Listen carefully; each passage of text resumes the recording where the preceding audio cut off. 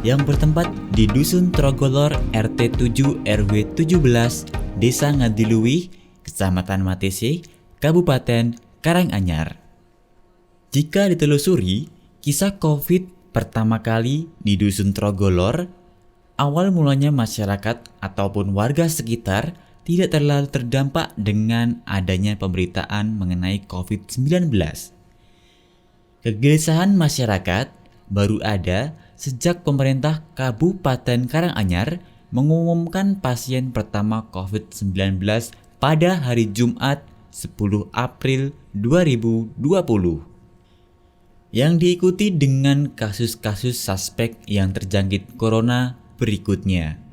Warga desa bersama pengurus RT dan RW memutuskan untuk melakukan aksi lockdown lokal pada tanggal 12 April 2020. Hal ini mengikuti dusun yang sudah melakukan lockdown, yaitu di Kabupaten Karanganyar, tepatnya di Desa Tegal Arum, Karanganyar pada tanggal 29 Maret 2020. Hal ini dilaksanakan oleh masyarakat untuk mengantisipasi penularan dari COVID-19.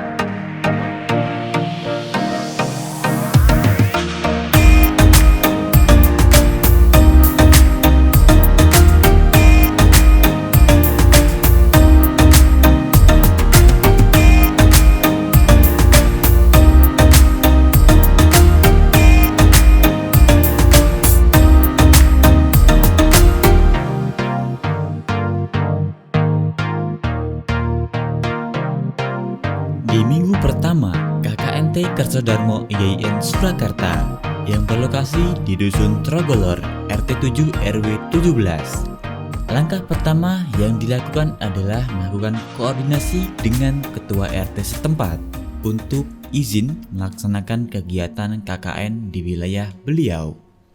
Sedikit mengenai Dusun Trogolor.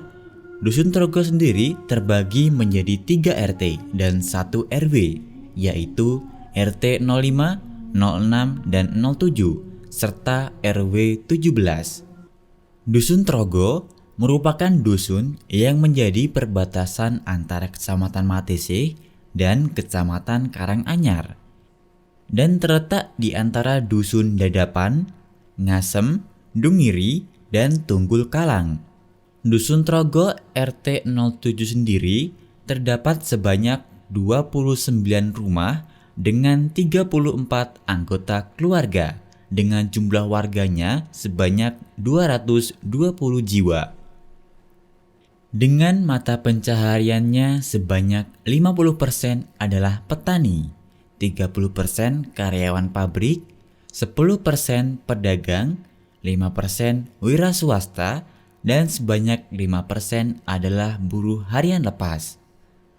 Dari hasil diskusi dan arahan dari ketua RT setempat mengenai program kerja selama KKN, beliau memberikan himbauan agar selalu mentaati protokol pencegahan COVID-19, mulai dari selalu menggunakan masker saat berinteraksi dengan masyarakat, serta menjaga jarak aman dan membawa ataupun menggunakan hand sanitizer saat kegiatan. Sejak pertama kemunculan dari COVID-19, terdapat 2 orang warga Dusun Trogo yang tertular COVID-19 dan sudah dinyatakan sembuh dari rumah sakit. Dengan adanya virus COVID-19 ini berdampak pada masyarakat baik dalam bidang sosial, ekonomi, budaya, dan pada bidang agama. Pada bidang sosial, berdampak pada kegiatan warga yang dihentikan seperti kumpulan warga, arisan, kegiatan seperti hajatan dan kerja bakti yang diberhentikan untuk sementara waktu. Sedangkan pada bidang ekonomi menjadi dampak yang besar bagi masyarakat karena dengan adanya pandemi, Banyak warga yang dirumahkan sementara oleh perusahaan. Banyak usaha warga yang terhenti karena sepi pelanggan. Sebagai contoh adalah pengusaha bengkel radiator yang mana warganya banyak bekerja di bengkel tersebut dan harus ditutup sementara karena sepi pelanggan sebab banyak mobil yang tidak jalan. Pada bidang budaya, yang paling terlihat adalah kegiatan seperti kondangan, yang mana kegiatan ini telah dilakukan sejak turun-temurun, juga harus dihentikan untuk sementara waktu. Pada bidang agama, terdampak pada kegiatan masjid, majelis pengajian, yasinan, TPA, juga diberhentikan untuk sementara waktu. Bahkan beberapa dari kegiatan ini sampai selesai dari KKN Kersodarmo belum bisa dilaksanakan seperti biasa karena memang jika dilihat di kondisi sekitar dusun belum aman dari penularan COVID-19.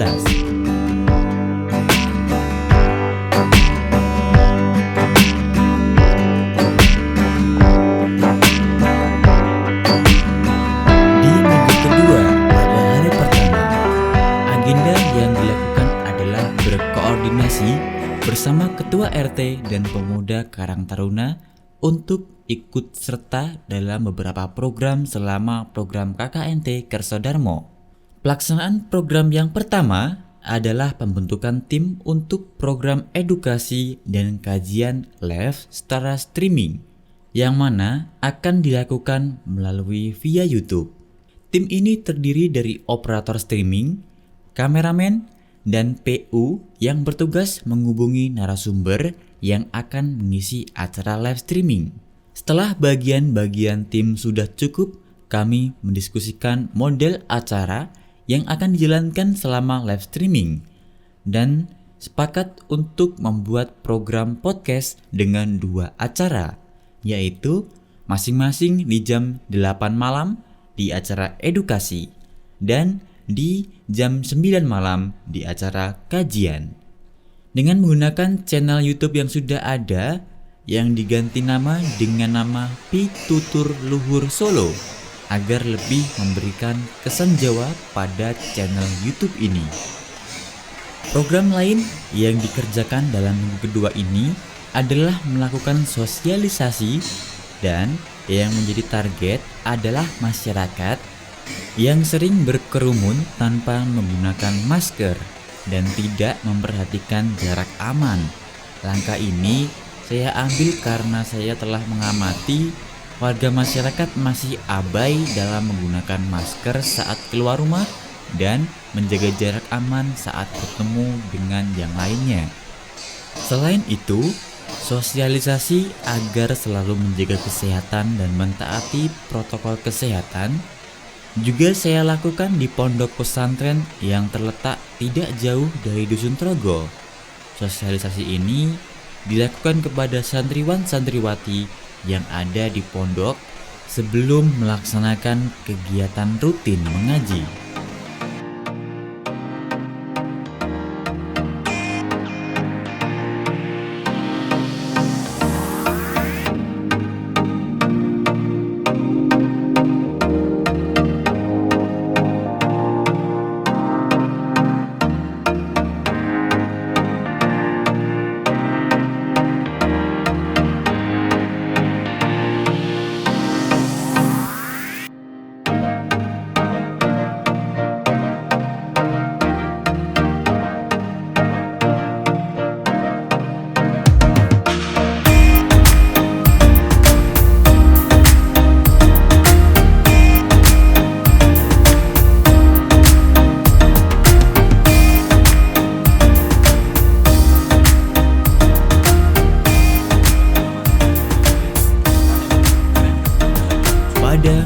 Ketiga, saya melakukan sosialisasi kepada masyarakat yang melaksanakan kegiatan nyapu, yang mana kegiatan ini dilakukan setiap hari Minggu pagi oleh perwakilan 1 orang per anggota keluarga untuk ikut membersihkan jalan dusun agar selalu bersih dari kotoran. Selain sosialisasi, Pembagian masker juga dilakukan karena ada beberapa warga yang tidak menggunakan masker selama kegiatan. Respon masyarakat pada kegiatan ini sangat baik. Bahkan jika dilihat masyarakat sangat senang dengan pembagian masker yang dilakukan dalam kegiatan ini.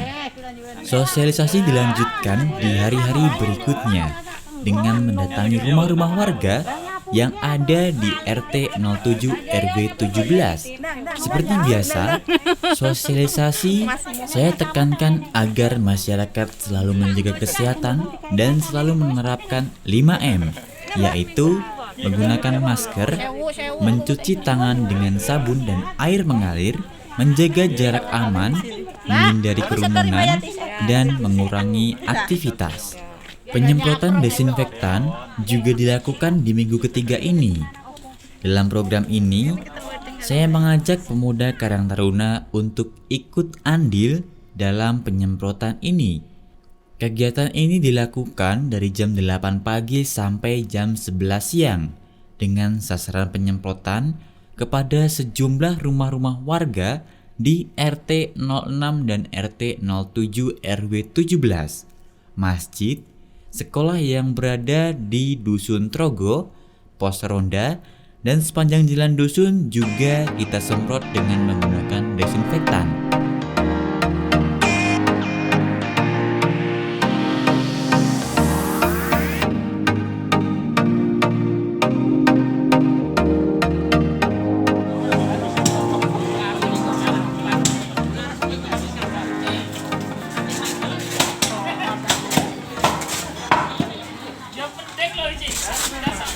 Dalam kegiatan minggu keempat, awal yang dilakukan adalah menyiapkan lokasi untuk sholat Idul Adha di Masjid Dusun.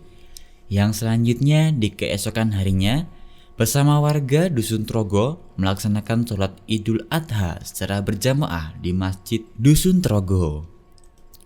Dan tak lupa, setelah selesai sholat, kegiatan beres-beres pun juga dilakukan dengan melipat tikar, membongkar kembali sound system, yang kemudian dilanjutkan untuk menyiapkan tempat penyembelihan hewan kurban keesokan harinya.